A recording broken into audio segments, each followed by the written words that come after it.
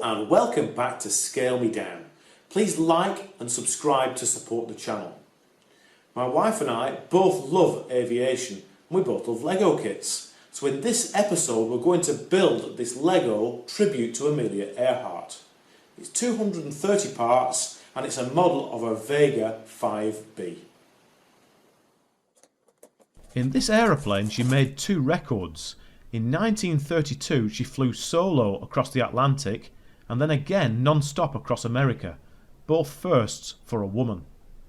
We visited the actual aeroplane where it's currently on display in downtown Washington DC at the Smithsonian Air and Space Museum.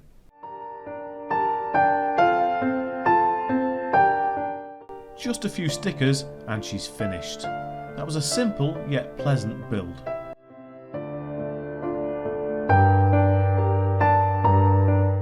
Thanks for watching.